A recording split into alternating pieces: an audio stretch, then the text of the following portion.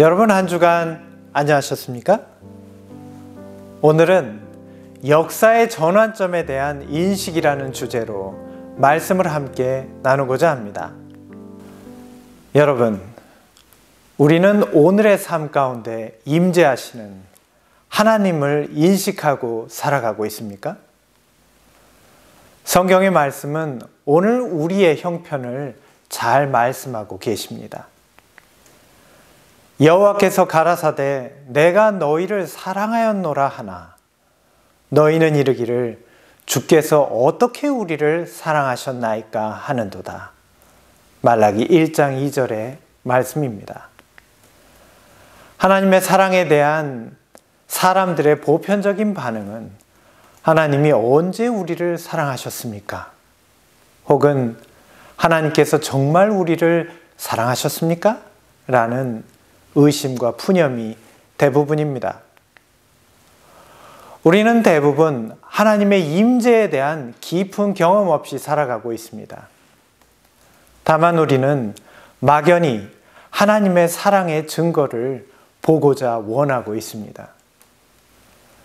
우리가 이렇듯 하나님께서 내 삶에 임재하시는 것을 깨닫지 못하는 이유는 무엇일까요? 혁명과 전쟁을 직접 경험했던 사상가 죄르지 루카치는 이렇게 말합니다. 역사적인 대격변기 한가운데 있는 사람은 그 당시에는 그것이 대격변기인지 아닌지 거의 피부로 느끼지 못한다.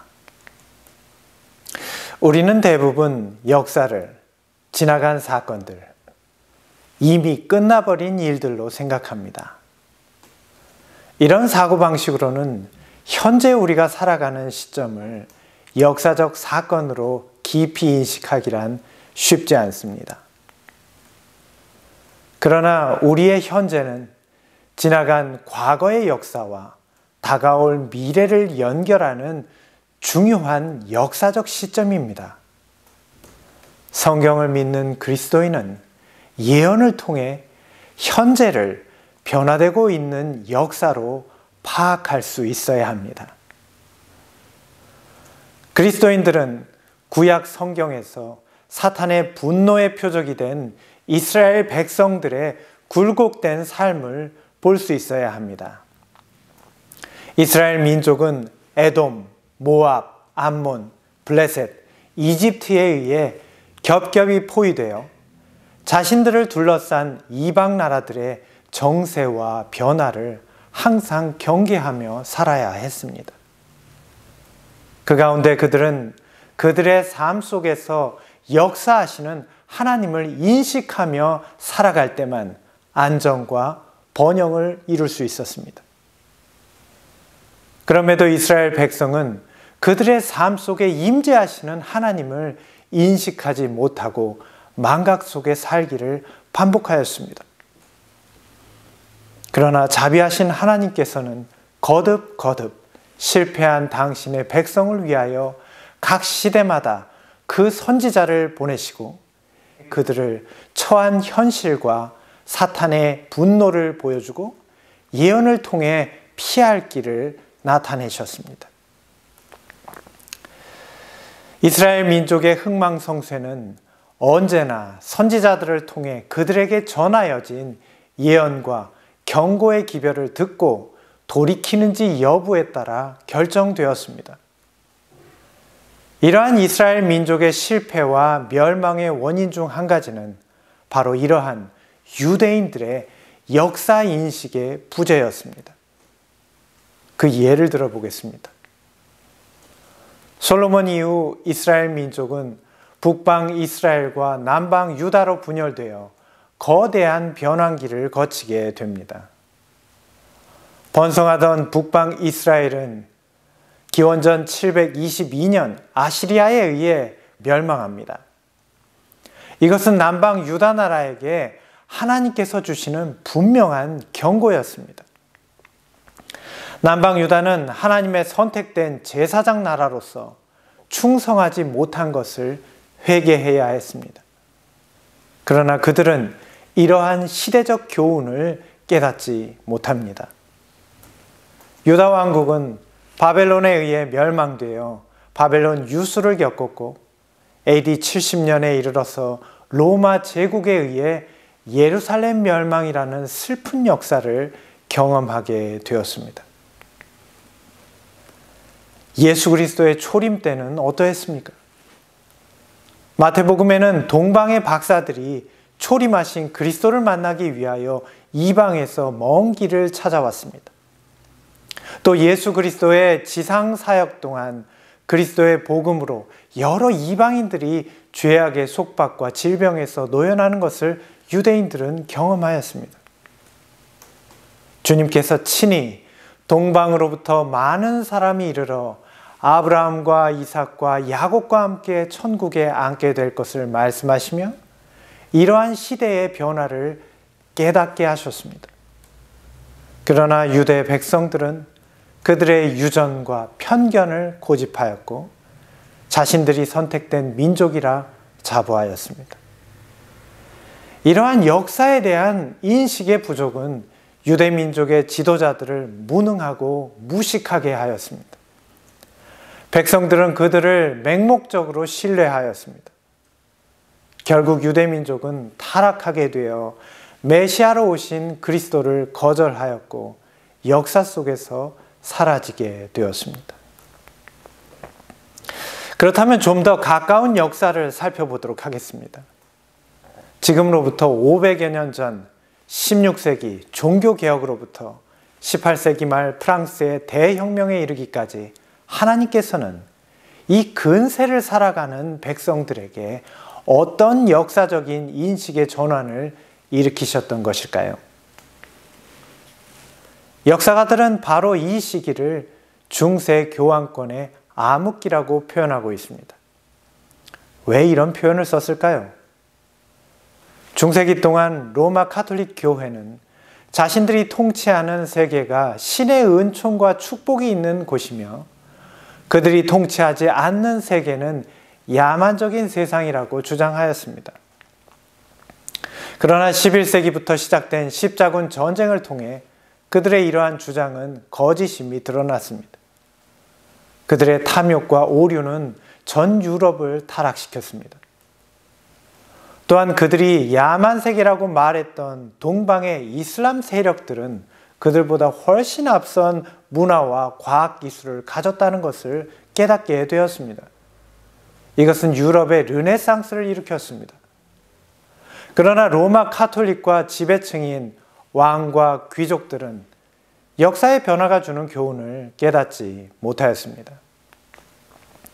그들은 오만하게 교회를 타락시키고 세속 정치와 야합하여 사람들을 억압하였습니다.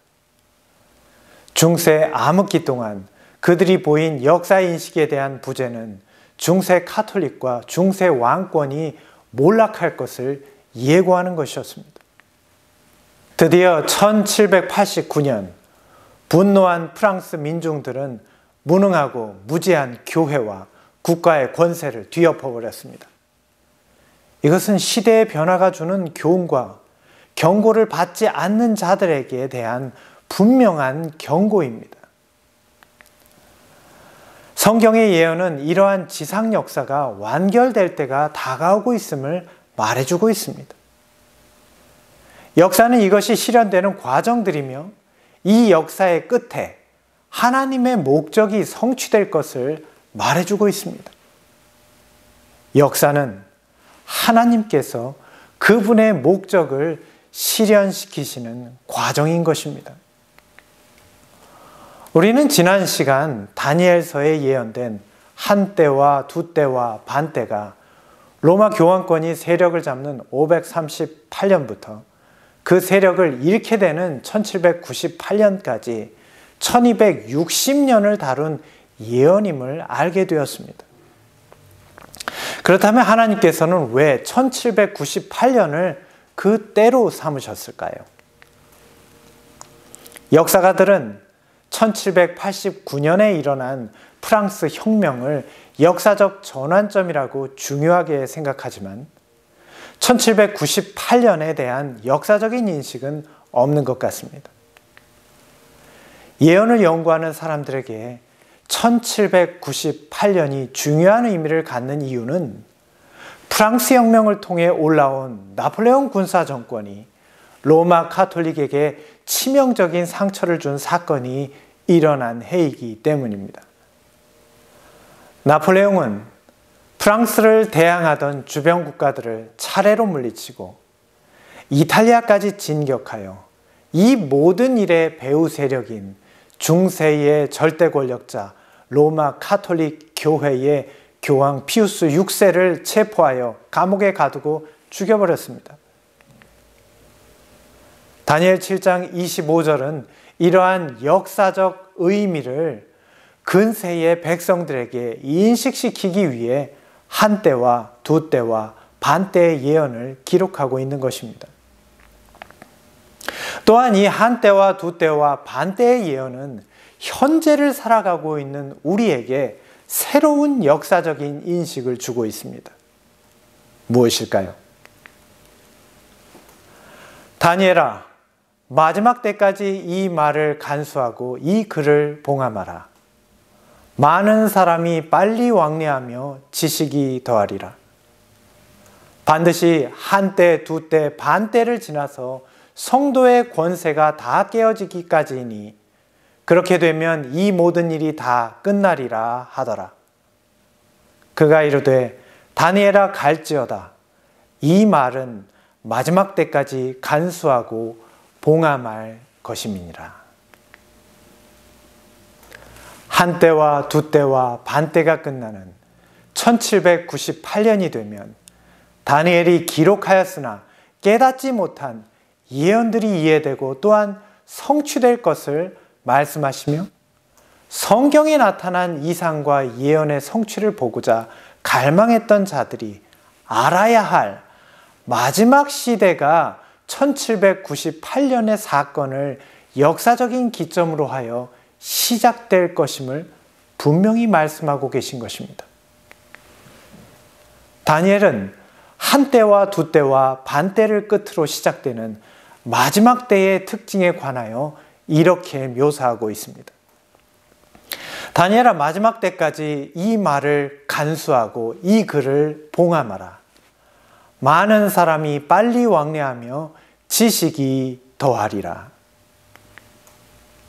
다니엘서는 마지막 때로 예언된 19세기로부터 21세기에 이르는 세상의 특징을 사람이 빨리 왕래하며 지식이 더하리라고 요약하고 있습니다. 근대화가 시작된 지난 200여 년간의 역사를 두 단어로 요약한다면 지식과 속도라고 말할 수 있을 것입니다. 우리는 지식과 속도가 이뤄낸 세계화된 거대한 세상 가운데 살아가고 있습니다. 이러한 세계화는 정치, 경제, 사회, 문화에 이르는 모든 분야에서 마지막 때 세상이 추구하게 될 놀라운 변화를 요약한 말입니다.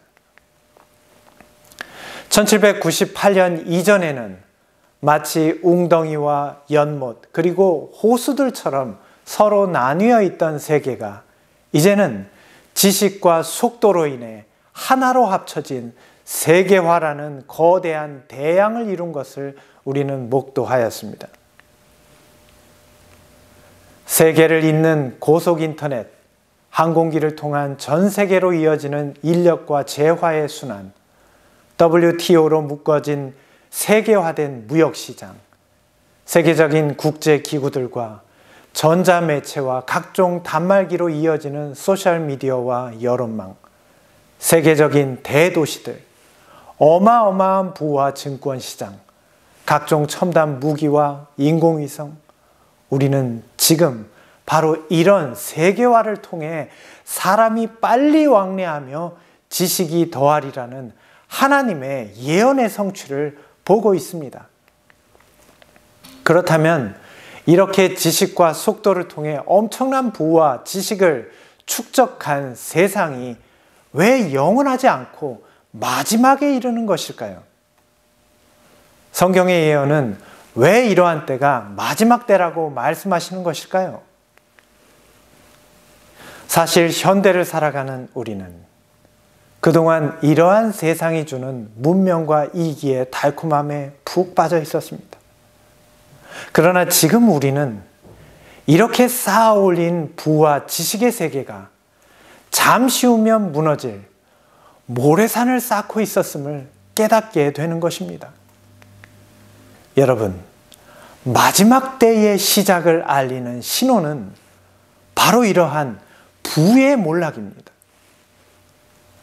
18세기에서 21세기에 이르기까지 인류는 지식과 속도로 인한 세계화를 통해 엄청난 부를 쌓아 올렸습니다. 지식과 속도의 증가는 과학기술과 부를 축적시켰고 산업의 팽창과 과학기술의 눈부신 진보를 이루었습니다. 인류는 역사상 유례없는 엄청난 부를 쌓아 올렸습니다. 이로 인해 사람들은 물질이 주는 쾌락과 풍요에 빠져 역사의 흐름에 대한 인식을 잃게 되었습니다. 우리는 한때와 두때와 반때가 지난 마지막 때를 살고 있는 백성임을 망각하게 된 것입니다. 그러나 이러한 지식과 속도의 변화, 세계화는 인류에게 엄청난 문제를 야기하였습니다. 재화의 팽창은 결국 인간의 이기심을 자극하여 불평등의 심화로 세계적인 전쟁을 일으켰습니다. 역사상 가장 큰 전쟁들이 모두 지난 200여 년간 있었다는 것을 여러분은 알고 계십니까? 물질을 신처럼 섬기는 세상에서 인간의 존엄성은 파괴되고 소중한 가정은 사라져버렸습니다. 물질이 세상을 지배하게 된 것입니다. 물질의 욕망은 인간의 탐욕을 일으켜 지구와 환경은 모두 파괴되었습니다. 이제 우리는 제대로 숨쉬지 못하게 되었습니다. 첨단 문명이 지배하는 세상에서 질병이 창궐하게 되었습니다. 우리는 다니엘서의 한때와 두때와 반때의 예언이 맞춰지고 지식과 속도가 지배하는 마지막 때에 살고 있음을 깨달아야 합니다. 그리고 하나님께서 이 마지막 때에 닫혀있던 다니엘서를 열어주시고 깨닫게 하시는 것을 알아야 합니다. 우리는 마지막 때를 살아가는 사람들에게 반드시 필요한 이 마지막 역사를 인식하게 하는 예언의 말씀을 열려진 다니엘서의 예언을 통해 깨달아야 합니다. 그렇다면 인간이 이렇듯 마지막 시대를 알리는 지식과 속도를 증가시킨 힘은 무엇이었을까요?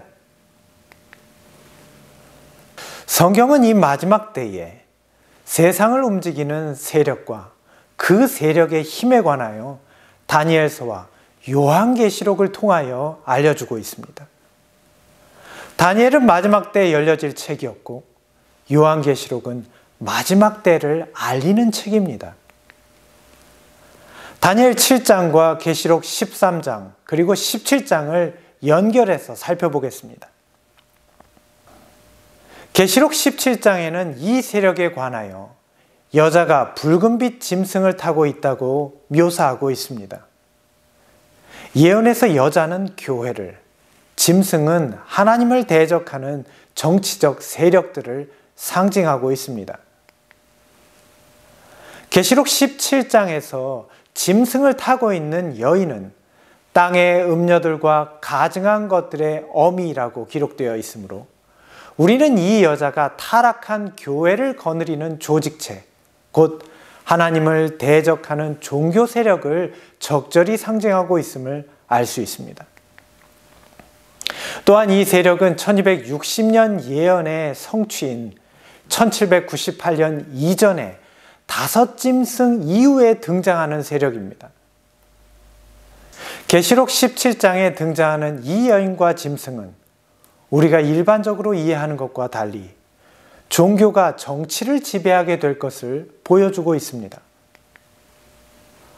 군사력을 가진 정치가 종교를 지배해야 하는데 예언은 오히려 종교 세력이 정치를 지배할 것을 말씀하시는 것입니다. 그러나 다니엘 7장의 예언을 통해 1798년 이전의 역사를 보면 하나님의 말씀이 놀랍게 성취된 것을 우리는 알 수 있습니다. 바벨론, 페르시아, 헬라, 로마로 이어지는 정치 세력들을 이어 올라오는 다섯 번째 세력인 로마 교황권은 종교 세력이었습니다. 중세의 교회는 지상에서 신을 대리하는 역할을 하였고 국가는 교회의 정치적 창구가 되었습니다. 다니엘 7장의 예언은 1798년 이후에 정치와 종교와의 관계를 예언하는 계시록 13장의 이해를 분명하게 하고 있습니다. 저가 먼저 나온 짐승의 모든 권세를 그 앞에서 행하고 땅과 땅에 거하는 자들로 처음 짐승에게 경배하게 하니 곧 죽게 되었다가 상처가 나은 자니라. 땅에 거하는 자들에게 이르기를 칼에 상하였다가 살아난 짐승을 위하여 우상을 만들라 하더라.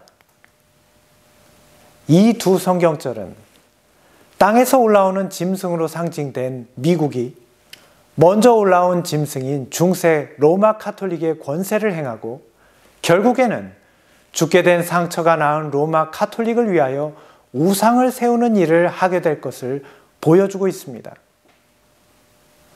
1798년 이후에 인류 역사에서 가장 현저한 정치국가로 등장한 미국이 로마 카톨릭의 종교적 권세를 행하고 그들을 위한 우상을 만든다는 것은 미국 또한 교황의 지배를 받게 될 것을 설명하는 것이며 마지막 때에 어떻게 종교가 정치를 지배하게 될 것인지 말씀하고 있는 것입니다.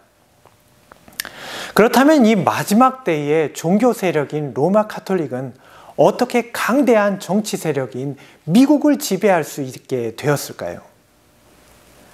21세기의 세력과 힘의 원리에 관하여 이렇게 말하고 있습니다. 21세기의 금융은 주권 국가가 반드시 수호해야 할 네 번째 차원의 영역이다. 일반적으로 주권 국가의 영역은 영토와 영해와 영공으로 이루어진 물리적인 공간을 가리킵니다. 군대는 이것을 지키기 위하여 만들어진 것입니다. 그러나 21세기에 있어서 한 나라가 독립성을 유지하기 위해 반드시 지켜야 할 영역이 있는데 그것은 바로 금융입니다. 근대화 시대 이후 급속히 발달된 대량 파괴와 살상 무기들로 인해 전쟁의 양상은 과거처럼 무력 침공을 할 수 없게 되었습니다. 무력 침공은 곧 공멸을 의미하기 때문입니다. 전쟁은 전장에서만 이루어지는 것이 아닙니다. 이제 국가의 경제는 국력을 가늠하는 기준이 되었습니다. 이제 현대적인 전쟁은 경제적 침탈을 그 형태로 하고 있습니다. 한 나라를 무너뜨리기 위해서 그 나라의 경제권을 무너뜨리는 것입니다. 그러한 대표적인 예가 1990년대 소련과 동유럽 공산주의의 붕괴입니다. 이제 세계는 1995년 미국이 주도한 WTO 체제로 무역이라는 이름으로 세계 시장이 묶이게 되었습니다.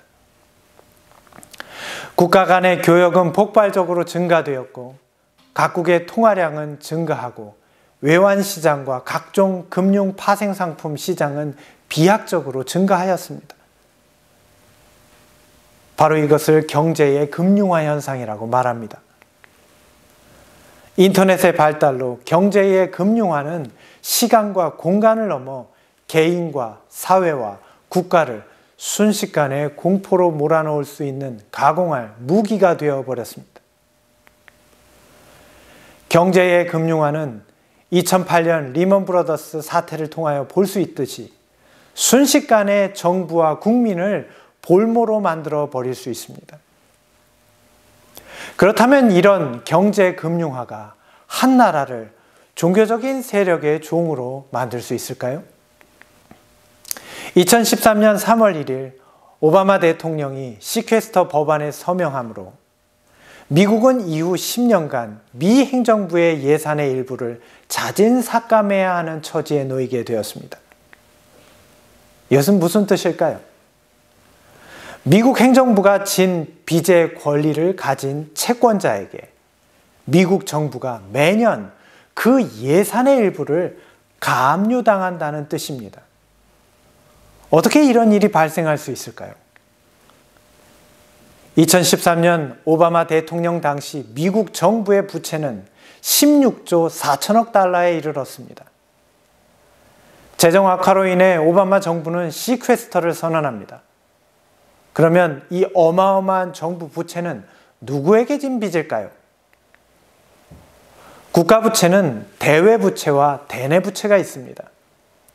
대외부채는 미국이 아닌 다른 나라에게 진 빚입니다. 대외부채는 대부분 중국 정부가 미국의 채권을 사들임으로 생긴 것입니다. 중국은 미 정부의 채권을 1조 달러 이상 구매하였습니다. 그러면 중국 정부가 미 행정부의 예산에 대해 가압류를 신청할 수 있을까요? 이것은 현실적으로 불가능합니다. 중국이 스스로 미 행정부의 채권을 구매해준 현실적인 이유는 미국이 중국의 가장 큰 수출 시장이었기 때문입니다. 그렇다면 대내부채가 남았습니다. 대내부채는 미 행정부가 미 연방준비제도를 통해 진 빚입니다. 그 금액은 대략 6조 달러 이상이었다고 금융계에는 전해집니다. 시퀘스터는 미 연방준비제도가 미 행정부에 주는 압력인 것이 분명합니다. 그렇다면 미 연방준비제도, 미국의 중앙은행 역할을 하는 이 기관은 도대체 어떤 세력일까요? 놀랍게도 미 연방준비제도는 국영기관이 아닙니다. 미 연방준비제도 이사회의 구성은 그 전모를 말해줍니다. 미 연방준비제도는 JP 모건 체이스 등의 사립은행들이 주축을 이룬 100% 민간 투자은행들이 소유한 사립은행입니다. 한 나라의 예산을 어떻게 사립은행들이 쥐고 흔들 수 있는 것인지 대부분의 사람들은 이해하지 못할 것입니다. 그렇다면 미 연방준비제도의 40% 이상의 지분을 차지하고 있는 JP 모건 체이스를 살펴보면서 그 성질을 이해해 보겠습니다. 여기 JP 모건의 경영진이었던 크리스 로니의 기록을 살펴보겠습니다. 예수에는 역사상 가장 성공한 기업 중 하나이다. 1540년 자본도 사업계획도 없이 10사람이 모여 창립한 예수에는 465년간 꾸준히 성장하며 현재는 세계적인 네트워크를 가진 초우량 기업으로 성장했다. 20세기 초 미국의 100대 기업 중 16개 기업만이 살아남은 것에 비교한다면 그들이 이루어 놓은 성과는 더욱 돋보인다. JP 모건은 강대했지만 여러 가지 도전 과제들과 싸워야 했으며 그 가운데 어떤 것도 모건이나 투자 금융 사업에 국한되지 않았다. 그 가운데 가장 핵심적인 문제는 모건을 경쟁에 매우 심한 업계의 승자로 부상시킬 리더십을 이끌어내는 것이었다. 또 다른 기록입니다. 오랫동안 연방준비제도 이사회 의장을 지낸 앨런 그린스펀은 로널드 레이건 대통령이 그를 그 자리에 지명하기 전에 JP 모건의 법인이사였다. 미국의 경제를 쥐고 있는 미국 연방준비제도의 경영권을 가지고 있는 세력은 놀랍게도 예수회였습니다. 예수회는 어떤 세력입니까? 오직 로마 카톨릭과 교황에게 충성하여 수단과 방법을 가리지 않고 세계를 그들의 세력 아래 복종시키는 것을 목표로 삼는 세력입니다. 이제 미국을 경제적으로 집어삼키는 세력이 어떤 세력인지 우리는 알 수 있게 되었습니다. 더욱 놀라운 것은 이러한 일들이 이미 다니엘서와 계시록을 통해 예언되어 있다는 것입니다. 내가 보니 여자가 붉은빛 짐승을 탔는데 그 짐승의 몸에 참난된 이름들이 가득하고 7머리와 10뿔이 있으며. 1798년 이전에 로마 카톨릭은 유럽의 왕들을 지배하던 종교 세력이었습니다. 이제 1798년 이후에 다시 살아난 교황권은 미국의 경제를 쥐고 흔드는 종교 세력으로 자리를 잡았습니다. 성경은 예언을 통해 마지막 때에 이 세력이 경제를 통해 그 지배권을 행사할 것을 말씀하고 계십니다. 그 여자는 자줏빛과 붉은빛 옷을 입고 금과 보석과 진주로 꾸미고 손에 금잔을 가졌는데 가증한 물건과 그의 음행에 더러운 것들이 가득하더라. 마지막 때에 이 세력은 세상의 부를 통해 정치 세력 가운데 은밀히 들어와 그 세력을 행사하게 될 것을 예언은 말씀하고 계십니다. 그 이마에 이름이 기록되었으니 비밀이라, 큰 바벨론이라, 땅의 음녀들과 가증한 것들의 어미라 하였더라. 그들은 비밀리의 움직임으로 세상은 그 모습을 알지 못합니다. 그러나 그들의 목적은 변하지 않았습니다. 그들은 곧 이 땅에 하나님의 백성들을 핍박하고 죽이며 진리를 땅에 던질 세력으로 나타나게 될 것입니다. 또 내가 보매 이 여자가 성도들의 피와 예수의 증인들의 피에 취한지라. 내가 그 여자를 보고 기이 여기고 크게 기이 여기니. 요한계시록 17장의 말씀이었습니다. 사랑하는 성도 여러분, 이제 2020년의 마지막 달이 되었습니다. 우리는 내년을 어떻게 전망할 수 있을까요? 많은 사람들이 내년에는 코로나19가 사라지고 예전과 같은 세상으로 돌아가기를 기대하고 있습니다. 사람들은 코로나19 백신이 출현했으니 이제 경제도 회복될 것을 기대하고 있습니다. 정말 그럴까요? 2021년의 경제, 특히 금융 분야에 대한 보고서에는 이렇게 전망하고 있습니다. 많은 사람들이 2021년 세계 경제는 코로나19 백신과 치료제의 등장으로 사회와 경제가 다시 정상으로 회복되고 증시에 강력한 반등이 일어날 것이라고 기대하고 있다. 그러나 과연 그럴까? IMF는 내년도 세계 GDP 전망이 5.2%라고 말한다. 이것은 기저효과라고 볼 수 있다. 우리나라는 성장률 3% 정도에 이를 것으로 기대한다.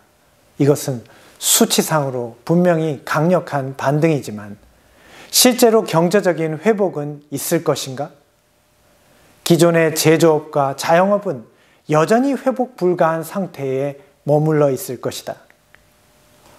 국가와 개인 모두 부채 관리와 해결에 전적으로 노력해야 한다.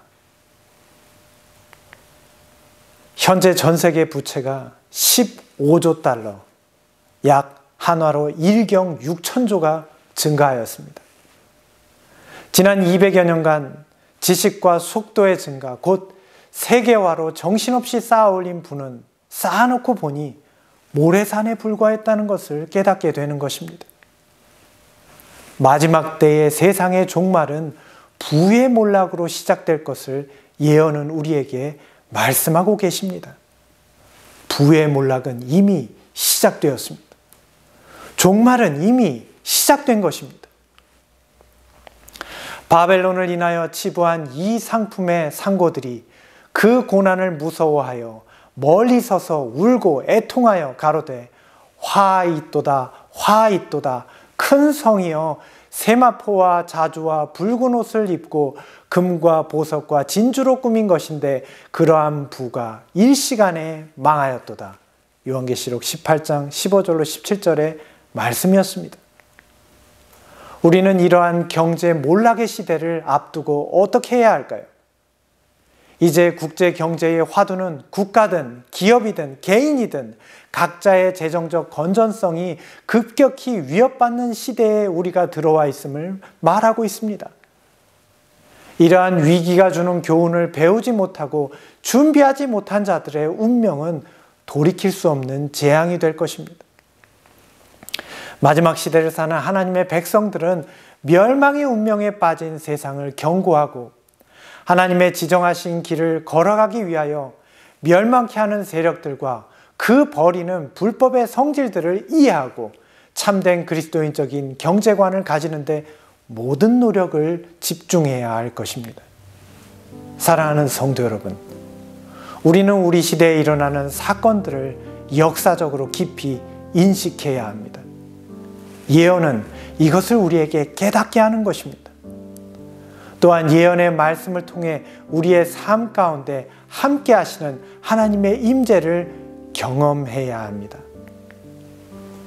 여러분 모두가 예언을 통해 이 시대의 하나님의 임재를 경험하는 하나님의 귀한 백성 되시길 바라며 말씀을 마치겠습니다. 감사합니다.